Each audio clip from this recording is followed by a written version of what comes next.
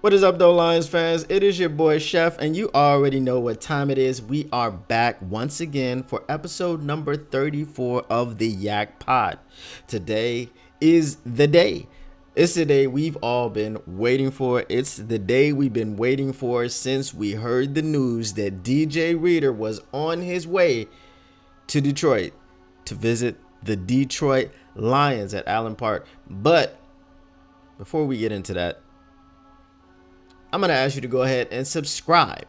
Smash that like button and hit that button down below. Turn on your notifications, so you can get notified whenever I do drop a video. And if you enjoy this content, then you would like to get the algorithm on my side. And by doing that, or the way to do that, is to subscribe and also share, let people know what's going on. But let's go ahead and get right into it. Actually, before we get into that, we have some news that may be even bigger than the DJ Reader signing. The guys that are responsible for bringing DJ Reader here, the guys that are responsible for bringing guys like, Jared Goff, Amon-Ra St. Brown, Jahmyr Gibbs, the electrician, David Montgomery, Graham Glasgow, J-Mo, Jack Campbell, just to name a few. Those guys, they're going to be here through 2027. And they'll probably be here longer than that. Sorry, SOL fans. They'll probably be here for the long run, especially if they keep doing things like signing DJ Reader. That is right, and you've probably already heard the news, but one Brad Holmes, one Dan Campbell, and one Chris Spielman, who are the architects of this culture change, obviously, we have to start with Sheila Ford Hamp for hiring these people. But within the building, the architects of the culture change are here to stay for an extended period of years. And it's more important because we can continue to make signings like this. We can continue to make trades. We can continue to build the roster and build the culture. Establish the culture. The culture has been established already, but we can continue establishing it because every year when you have new guys come in, the culture has to continue to be established. It has to be hammered home, and everybody has to know what it's about. So for those of you that have been living under a rock, possibly, who have not heard the news, DJ Reader, formerly of the Houston Texans and the Cincinnati Bengals, is now a Detroit Lion. DJ Reader has signed a 2-year, up to $27 million deal with the Detroit Lions with $9 million guaranteed. It is up to $27 million. If it does hit $27 million, it would be $13.5 million per year. But I've been told, I've seen some things that have said that Brad Holmes is scared to spend any money. Brad Holmes is a cheapskate. Brad Holmes is bad at his job. Brad Holmes doesn't know what he's doing. I've heard these things and I've seen these things around, and I don't know why some people are so miserable. Listen, I heard someone said to me directly that Brad Holmes was only bringing DJ Reader in to light a fire under Broderick Martin. What are we doing here, folks?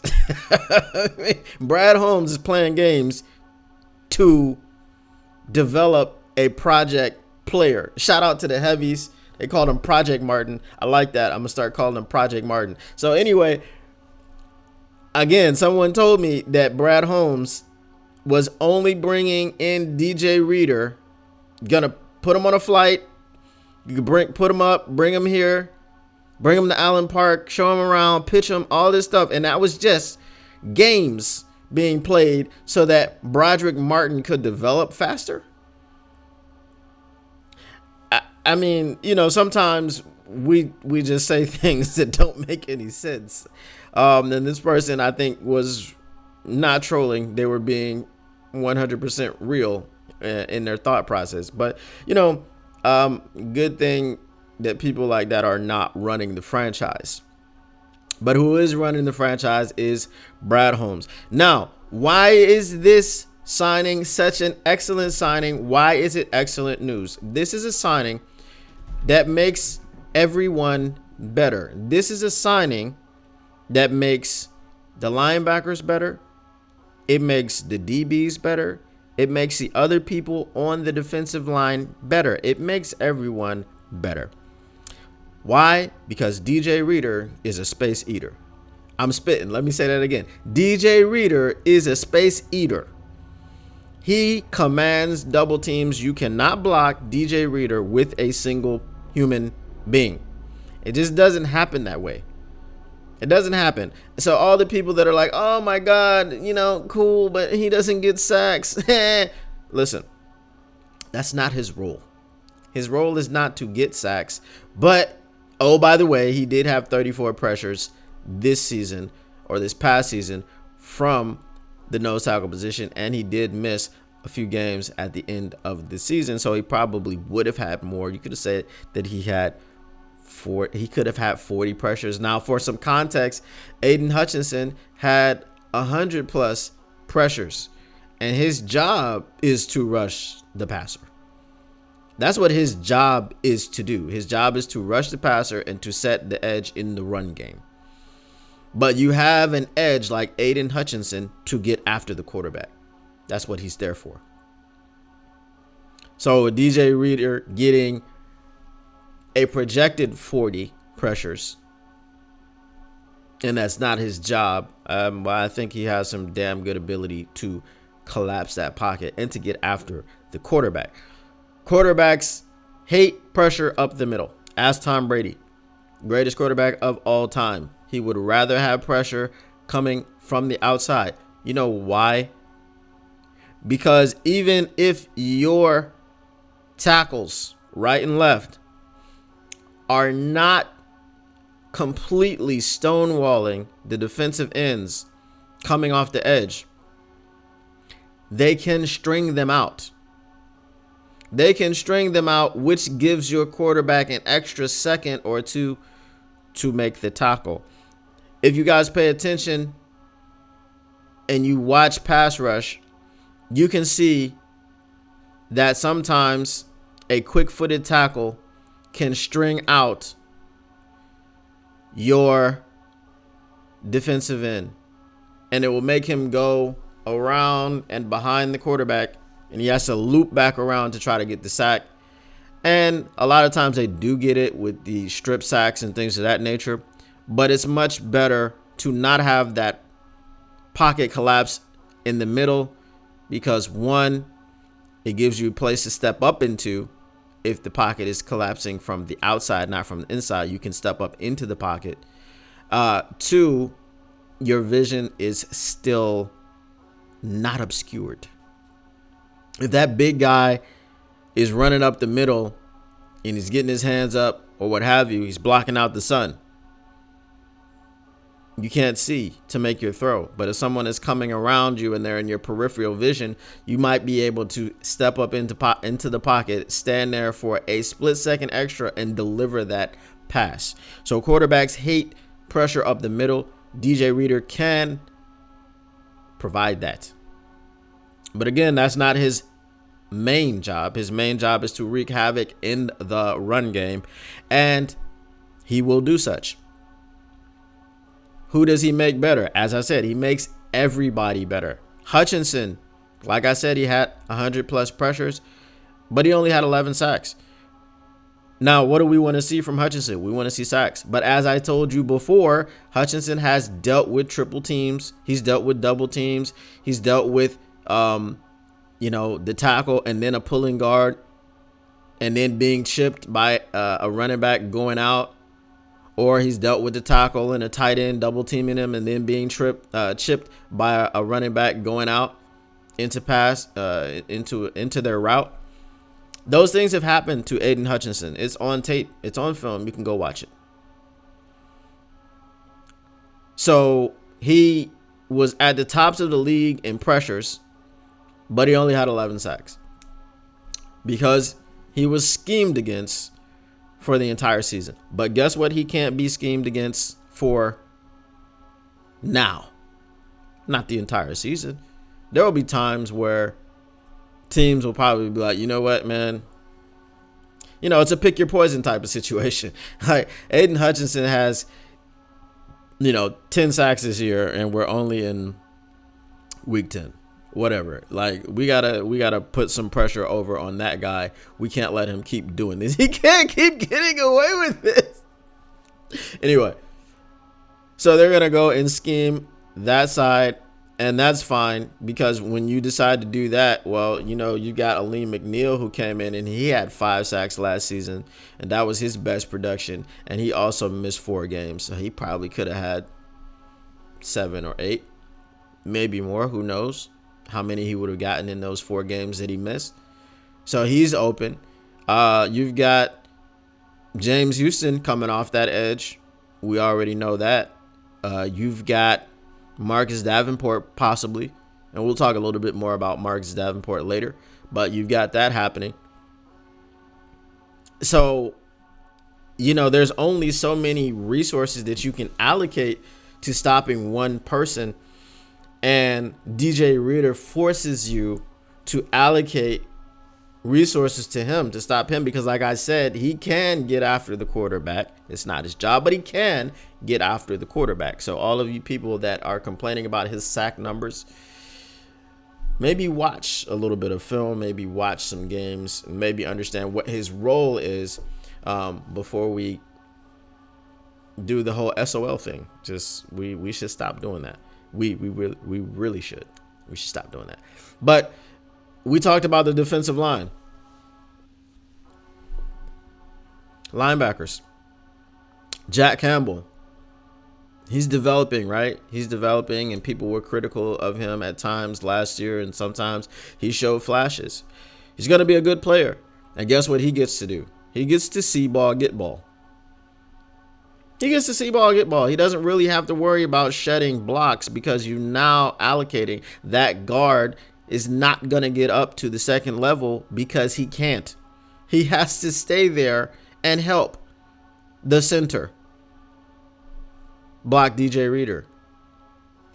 There's going to be a lot of double team situations in the run game, and Jack Campbell is going to be able to benefit from that. Alex Anzalone is going to benefit from that. Derek Barnes, Malcolm Rodriguez, they're all going to benefit from his presence in the middle. See ball, get ball. One-on-one with the ball carrier. One-on-one with the ball carrier. Most teams don't run with a fullback anymore, so you're one-on-one with the ball carrier, and it's up to you to win those one-on-ones. Obviously, some of these ball carriers are going to win their one-on-one matchup with the linebacker, but I think more often than not, Jack Campbell will be the one victorious in those matchups. So it makes the linebackers better. Secondary. The secondary, in which we had 0 depth last year. Cam Sutton, he was hampered by a turf toe injury. Emmanuel Mosley never got out of the gate. 3 snaps and he went down. So we were relying on Jerry Jacobs. Jerry Jacobs had a very good stretch where he had like 3 or 4 interceptions in that stretch. And then he kind of fell off. He also got injured. So we had to bring in Kendall Vildor. Now, I'm not going to throw dirt on Kendall Vildor's name like a lot of people are doing, because Kendall Vildor was just there as depth. He wasn't there to be the starter. Now, he played starter reps, but that's because he was who we had on the roster.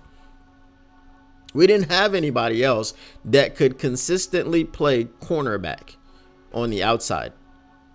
We didn't have that. If we said, okay, let's put Brian Branch on the outside, which is not really what he does, then you take away, who do we have in the middle? Who do we have in the nickel? Sorry. So we don't have pieces, but now we do. Now we do have pieces. Last year we didn't. Now we do. We have Carlton Davis, who, as I said, came in and told you he's going to be a shutdown corner. He's going to make one side of the field unavailable because that's what he does. And I'm glad that he has that type of confidence.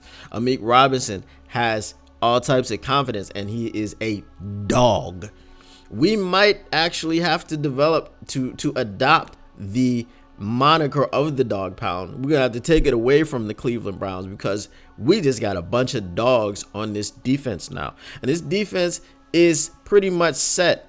If we don't make any other moves in free agency, I won't be particularly upset because we have holes that have been filled and we have depth now. But we also have the rest of free agency. And we also have to remember that we have veterans who will sign later. You can still get a Stephon Gilmore. You can still get a Calais Campbell. And yes, these guys are older and they're long in the tooth. That's why they're called veterans.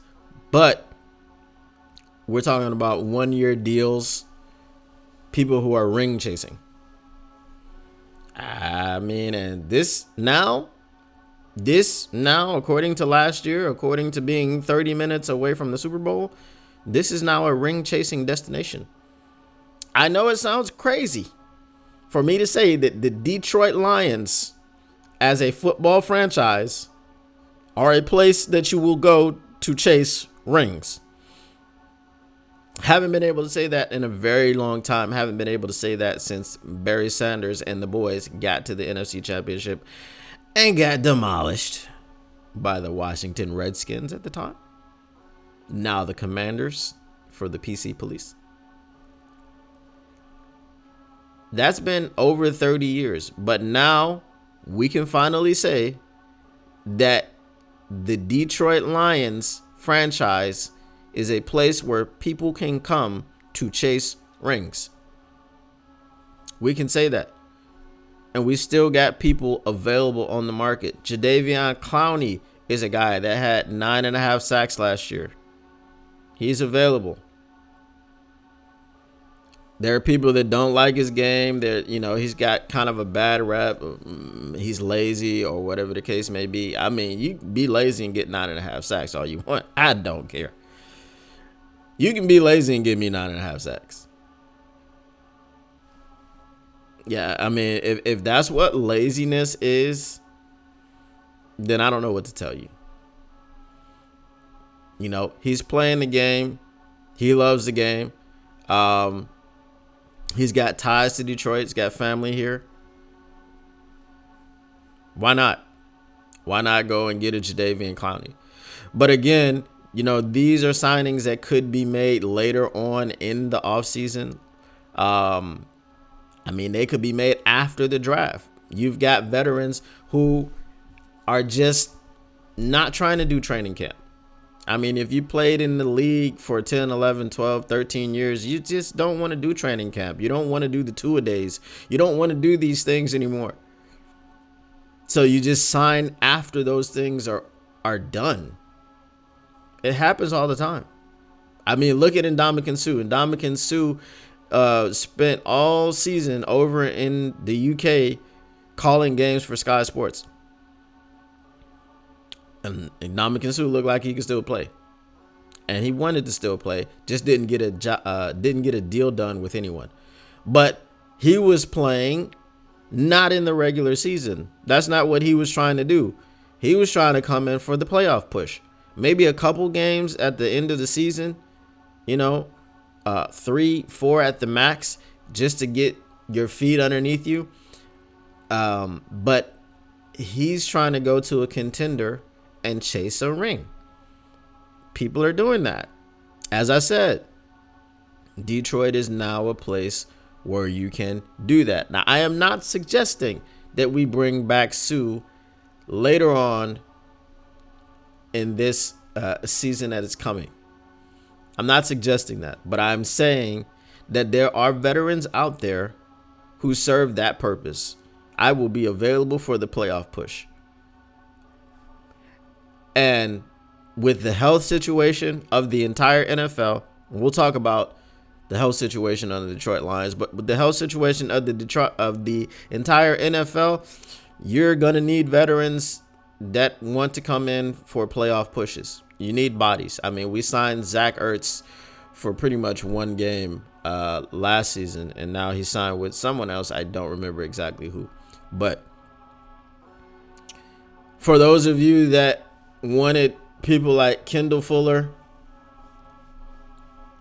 I'm not going to say and L'Jarius Sneed because I don't want to put them in the same category, but the people that wanted Kendall Fuller and are mad that Kendall Fuller went to the Dolphins and basically he's getting paid like $8 million a year.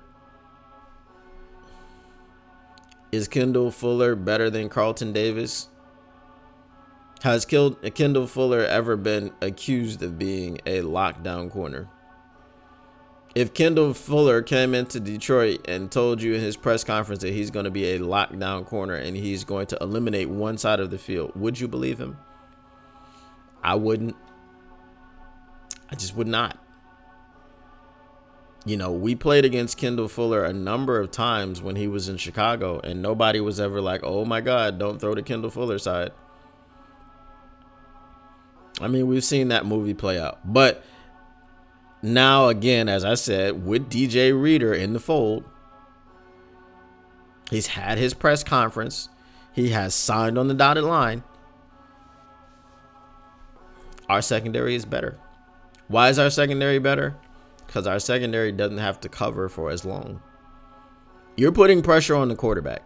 Whether it's DJ Reader putting pressure on the quarterback up the middle, whether it's Aleem McNeil putting pressure on the quarterback up the middle, whether it's Hutch coming from the outside, whether it's James Houston and Marcus Davenport coming from the outside, putting pressure on the quarterback, your quarterback's going to have less time to throw the football. And when the quarterback has less time to throw the football, they make more mistakes. And there are fewer receivers open. They don't have time to get open. If you need 3 seconds to get open and you don't have those 3 seconds, what else are you going to do? That opens up the door for people like Kirby Joseph, who's a ball hawk, to come and get some of those interceptions. It opens up the door for Brian Branch to get some tipped interceptions. DJ Reader's going to get his hands up. Hutch is going to get his hands up. Defensive linemen get their hands up. We've got depth on this line now. We've got a problem in James Houston. And oh, by the way, Terrell Williams, who Dan Campbell called the best defensive line coach in the NFL, is going to get a chance to work with DJ Reader. He's going to get a chance to work with all of these guys. He's going to get a chance to work with Project Martin. DJ Reader can develop Project Martin and get him on the same page and teach him how to be a pro and teach him how to use his body in the NFL. This is a massive signing. This isn't just a small thing that happened. This is a massive signing. And if you are not on board with this signing for any reason other than health, I don't know what to tell you. But as far as the health situation, yes, he's coming off of a torn quad at the end of last season. He previously had a torn quad on the other leg a couple years ago. So it's not like they were like back to back or anything like that. It wasn't an Emmanuel Mosley type of situation. But the health situation is a situation across the entire NFL. Now, because we've gotten guys that have had extensive injury history, it seems like they're always hurt and they're always going to be hurt. And that's not necessarily true. But as fans, that's the way that we look at the situation. Is that fair? To a certain degree, yes. But to a certain degree, no. There are sometimes situations where you can go and there's better medical staff. There's better strength and conditioning staff. There's better training staff. There's better maintenance of the body staff. And you may get a program that's better for you than what you had in previous stops. Marcus Davenport is not a guy that has stayed extremely healthy. He's only played 15 games. That's the most that he's played in his career. He's never played a full season. But his best season is a season in which he only played 11 games. He had 9 sacks. In 11 games, he had 9 sacks. So if this guy can stay healthy, his potential is off the charts. His pass rush win rate was just outside of the top 10. So you've got a almost top 10 edge rusher on your team. I get the injury concerns. But let's just say, for the sake of argument, that he stays healthy. What do you got? You got a beast. I mean, the man is 6'6", 270 pounds. He's an absolute tank. He's a behemoth. Good luck with that on the outside, coming at you for the entire year. And we hope that he comes at you for the entire year. We hope that he stays healthy. We hope he doesn't get injured. I understand we all bag on Brad about the injured players, but I understand it. It's high risk, low reward. Or let me change that around. It's high reward, low risk. Look at Marcus Davenport's contract. He's getting paid $6 million. But I think next year, if they were to cut him, it would be like a $1.6 million dead cap hit, which is nothing. I mean, we have a salary cap which is over $200 million. Maybe it's $300 million by now. What's 1.6 million? You know? So he's obviously going to be heavily incentivized to go ahead and ball out and to try to stay healthy. I mean, no one is trying to get injured. You know, but if there are extra things that he can do to keep himself healthy, to keep himself from getting injured, he's going to do them. It's just that simple. You know, DJ Reader has been injured. Cool. Everybody gets injured in the NFL. Football is a 100% injury type of deal. You're going to get hurt playing football. It's just the way that it is. I don't care.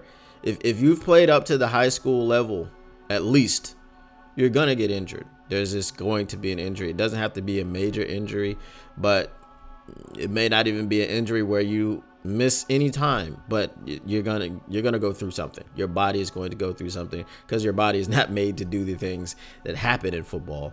But that's neither here nor there about what your body's made for. It's just, listen, injuries are going to happen.